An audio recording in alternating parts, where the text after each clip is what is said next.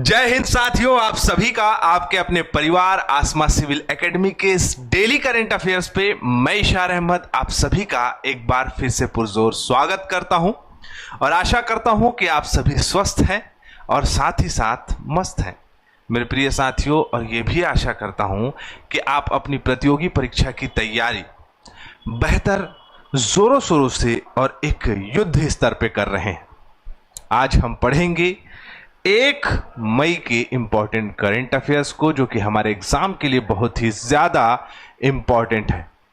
तो वीडियो में शुरू से अंत तक बने रहें। अगर चैनल में नए हैं तो चैनल को सब्सक्राइब कर लें और पहले से अगर चैनल में हैं तो मेरे प्रिय साथियों इस वीडियो को शेयर करना ना भूलें, ठीक है। तो चलिए ज्यादा समय ना लेते हुए अपना सत्र प्रारंभ करते हैं। आइए, आज थोड़ा सा थका हुआ नज़र आ रहा हूँगा मैं, लेकिन मैं आपको इस चीज़ का एहसास होने नहीं दूंगा। बता ज़रूर दिया हूँ लेकिन नहीं होने दूंगा, क्योंकि हम जो संकल्प किए हैं कि हमें डेली करंट अफेयर पढ़ना है उसको हमें पूरा करना है, ठीक है, किसी भी हालत में, ठीक है। चलो, तो आज का लेखक कह रहा है, आज का लेखक नहीं, लेखक कह रहा है, लक्ष्य के आधे रास्ते पर जाकर कभी वापस ना लौटें, क्योंकि वापस जाने पर भी आधा रास्ता पार करना पड़ता है। मेरे प्रिय साथियों, जीवन को सीरियस लेना है। क्या लेना है? सीरियस लेना है। सीरियस नहीं हो जाना है ना। सीरियस हो जाना अलग चीज होती है, सीरियस लेना है। और अगर जो करना चाहते हो उसे पहले से डिसाइड कर लो कि मुझे ये करना है, मतलब करना है, और उस रास्ते पे निकल जाओ। अगर आप उस रास्ते में ये सोच रहे हो कि मैं सही कर रहा हूं या नहीं कर रहा हूं, तो आप अपने बाहरी वातावरण या अनावरण को देखकर विचलित हो रहे हो। मेरी बात बहुत गहरी है, लेकिन ध्यान से इसको अपने दिमाग में, अपने मनस्पटल पर संजोइएगा, ठीक है। चलिए, लास्ट टाइम मैंने प्रश्न पूछा था, हाल ही में निम्नलिखित में से किस क्षेत्र को राष्ट्रीय उद्यान का दर्जा मिल गया है? तो ओडिशा का सिमलीपाल बायोस्फीयर रिजर्व है ना, तो उसको जो है क्या मिल गया है? राष्ट्रीय उद्यान का दर्जा। और मैं भी ये भी पूछाऊंगा कि ये कौन से क्रम का राष्ट्रीय उद्यान है, नेशनल पार्क है? तो ये है 107, मतलब 107 नंबर का हमारे भारत देश का आपका नेशनल पार्क है, ठीक है। चलिए, सूर्या ठाकुर बहुत दिन बाद दिखाई दिए हो, कहाँ गायब थे? Similipal Orissa, very good. रोशनी देवांगन, सिमलीपाल उड़ीसा। 107 मतलब 107th national park of India, very good, क्या बात है, शानदार, जोरदार, जबरदस्त, ठीक है। चलिए, अंतर्राष्ट्रीय मजदूर दिवस या श्रमिक दिवस कब मनाया जाता है? मेरे प्रिय साथियों, 1889 से श्रमिकों के हित में इस दिवस को मनाया जाता है। क्यों मनाया जाता है?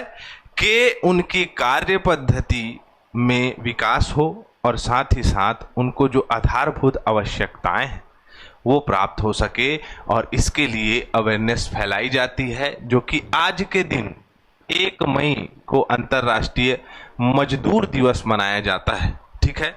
हमारे देश का एक ऐसा तबका, एक ऐसी इकाई जो हमारे देश की आधारभूत संरचना को, इंफ्रास्ट्रक्चर को डेवलप करने के लिए गांव से, कस्बों से आकर हमारे आसपास के जितने भी बिल्डिंग्स हैं, जितने भी घर हैं, उन सभी को बनाने के लिए जुझे रहते हैं, हमारा सहयोग करते हैं, भारत को विकासशील से विकसित होने की ओर जो है लेकर जा रहे हैं। इन इकाइयों के समर्पण के लिए, इन इकाइयों के आपके जज्बे को सलाम है। और आज के दिन क्या बनाया जाता है? तो अंतर्राष्ट्रीय श्रमिक दिवस 1898 से स्टार्ट हुआ है, ठीक है।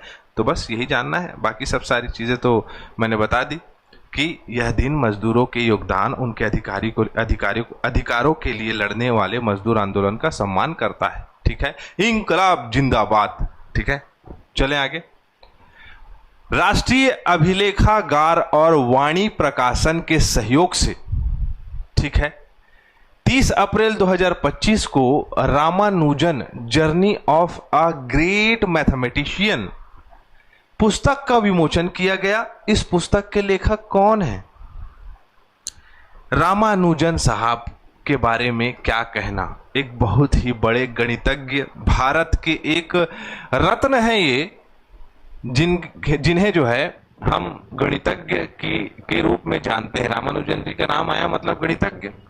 अरुण सिंघल और देवेंद्र कुमार शर्मा, ठीक है, देवेंद्र कुमार शर्मा जी के जो है द्वारा ये पुस्तक लिखी गई है, जिसमें द ग्रेट मैथमेटिशियन रामानुजन जी के बारे में, जीवनी के बारे में, उनके मतलब शोध के बारे में, उनके गणना के बारे में, उनकी जीवनी के ऊपर जो है प्रकाश डाला गया है। ठीक है, ये पुस्तक आप पढ़ सकते हैं। ठीक है, बहुत ही जल्द ये मार्केट में लॉन्च मतलब आसपास देखने को मिलेगी। बाकी तो ऐसा है कि आप दिल्ली में रहेंगे तो इस जगह पे आपको मिल जाएगी। ठीक है, चलो, यह पुस्तक केवल एक गणितज्ञ जीवनी नहीं है, बल्कि यह भारत के समृद्ध अभिलेखीय विरासत और वैज्ञानिक इतिहास का भी दस्तावेज है।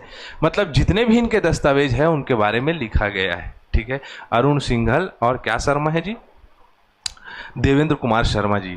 ठीक है, चलो, किस भारतीय जोड़ी ने WTT, ठीक है, कंटेंडर ट्यूनिस 2025 में मिश्रित युगल का खिताब जीता है? टेबल टेनिस के खिलाड़ी हैं ये दोनों।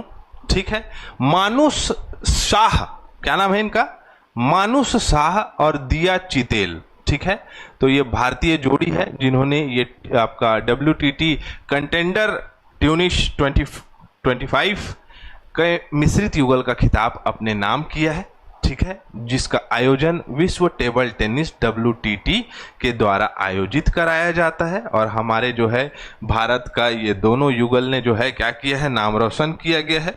प्रतियोगिता का आयोजन जो है सेले ओमनीस्पोर्ट डी रेड्स ट्यूनेशिया में आयोजित कराया गया था। 1 लाख अमेरिकी डॉलर इन लोगों को मिला है इस खिताब को जीतने पर। ठीक है, अब आ जाते हैं, कृपया करके आप यहां उठ के आ जाएं मेरे प्रिय साथी। ठीक है, चलो, 2019 में गठन हुआ है WTT का। स्टीव आपका टेंडन इसके CEO है। टेबल टेनिस को एक प्रमुख वैश्विक खेल के रूप में स्थापित करना मुख्य उद्देश्य है। बाकी सारी चीजें उतनी इंपॉर्टेंट नहीं है। ठीक है, चलो, अगला प्रश्न हमारी स्क्रीन पे ये रहा। भारत सरकार ने भारत AI मिशन मतलब कि आर्टिफिशियल इंटेलिजेंस के क्षेत्र में हम क्या क्या कर सकते हैं, उसका मिशन भारत ने तय किया है।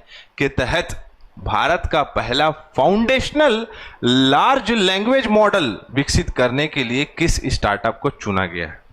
यह क्या है, foundation of large language model विकसित करना, मतलब कि ऐसा आर्टिफिशियल इंटेलिजेंस का टूल डेवलप करना जिसके माध्यम से, क्या बोला मैंने, जिसके माध्यम से जल्द किसी भी भाषा के सवाल जवाब किए जा सकें, चाहे वो प्राकृतिक भाषा हो, चाहे वो नॉर्मल जो हम भाषा का उपयोग करते हैं वो भाषा हो।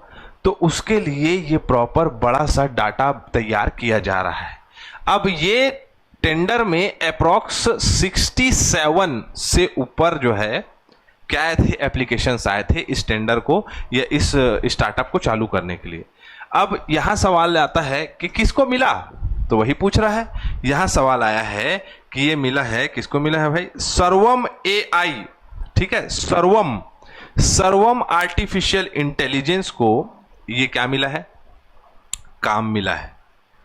अब क्या है ये LLM, लार्ज लैंग्वेज मॉडल, एक ऐसा AI मॉडल होता है जो भाषा को समझने और जवाब देने को सक्षम होता है। ठीक है, यह बड़े डेटा सेट्स पर ट्रेन किया जाता है ताकि प्राकृतिक भाषा, अनुवाद, सारांश, सवाल जवाब जैसे सारे कार्य किए जा सके। बात समझ में आ रही ना? तो इसके लिए तैयार किया जा रहा है। अब ये कौन करेगा, तो सर्वम AI। और इसको कितने टाइम मिला है मालूम, इनको 6 महीने का टाइम मिला है। 6 महीने में तैयार करके देना है, दे दो, नहीं तो टाटा बाय बाय, दूसरा कंपनी जो है इसको टेक ओवर कर सकता है। ठीक है, चलो आगे बढ़ते हैं। अगला प्रश्न हमारे स्क्रीन पे ये रहा। हाल ही में भारत और किस पड़ोसी देश ने सीमा पार बिजली पारेषण अवसंरचना विकसित करने के लिए समझौता ज्ञापन किया है?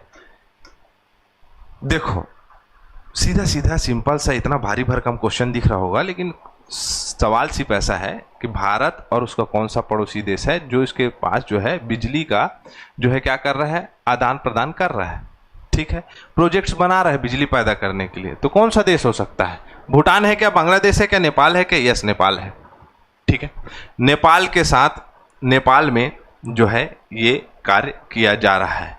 इसमें इनारुआ जो कि नेपाल में है, न्यू पूर्णिया जो आपका 400 केवी के आसपास जो है ट्रांसमिशन है, डोडाधारा नेपाल में है जो कि बरेली भारत से जुड़ेगा 400 मेगा आपका केवी के आसपास, किलोवाट के आसपास, ठीक है।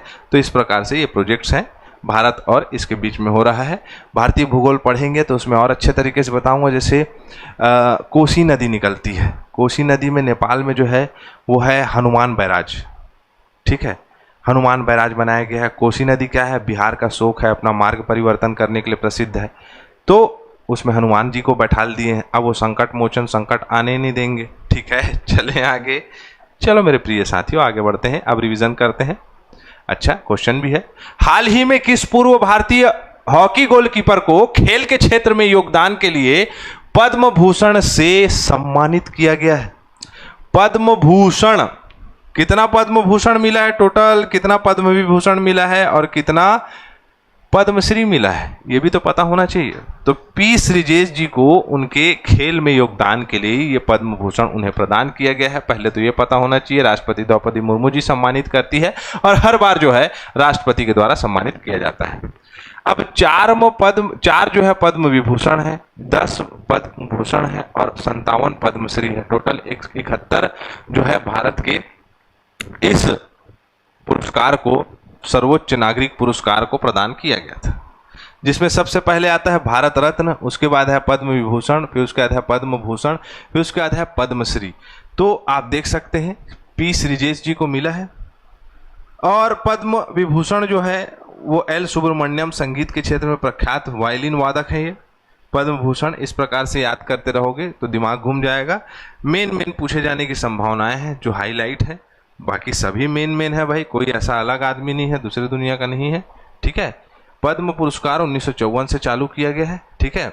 1955 को जारी राष्ट्रपति की अधिसूचना के तहत इनका नाम बदलकर पद्म विभूषण, पद्म भूषण और पद्मश्री कर दिया गया था, अलग अलग भागों में बांट दिया गया था। पहले क्या क्या थे, तो पहले 2 नागरिक पुरस्कार थे, भारत रत्न और पद्म विभूषण, ठीक है। फिर अलग अलग क्राइटेरिया में से बांट दिया गया 1954 में, ठीक है। चलो आगे बढ़ते हैं, रिवीजन करते हैं। 30 अप्रैल को आयुष्मान भारत दिवस मनाया जाता है। भारत में चिकित्सा के क्षेत्र में किया गया उल्लेखनीय कार्य 2018 से प्रारंभ, कमजोर वर्गों को वित्त के सहायता के माध्यम से इलाज करवाना, आयुष्मान भव, ठीक है। नामसाई में क्या हो रहा है, बुद्ध धर्म पूर्वोत्तर भारत की संस्कृति का आपका सम्मेलन हो रहा है, अरुणाचल प्रदेश में है ना नामसाई। हाल ही में किस उद्योगपति को वर्ष 2025 के लता दीनानाथ मंगेशकर पुरस्कार से सम्मानित किया गया है, तो कुमार मंगलम बिरला आदित्य बिरला ग्रुप के चेयरमैन हैं। ब्राजील में आयोजित होगा फीफा महिला विश्व कप 2027, ठीक है, 10वां संस्करण है। कैलाश मानसरोवर यात्रा खोल दी गई है 750 यात्रियों के लिए, बुकिंग कराओ, घूम के आओ, बहुत जो है क्या है आपका कम समय है। नेपाल में जो है क्या भेजा है भारत, थैलेसीमिया और सिकल सेल के रोग के लिए इलाज के लिए सहायता का राशि प्रदान किया है $2 मिलियन का, $20 लाख, ठीक है। हाल ही में किस भारतीय फिल्म निर्माता को फ्रांसीसी सरकार द्वारा officer of the order of the arts and letters सम्मान से नवाजा गया है? एकदम सिंपल सा प्रश्न है, आप लोगों को आंसर देना है इसका, आप लोगों के लिए प्रश्न है। सत्र यही कंप्लीट होता है, मैं इजाजत चाहूंगा, वीडियो को शेयर करना ना भूले। जय हिंद, जय भारत।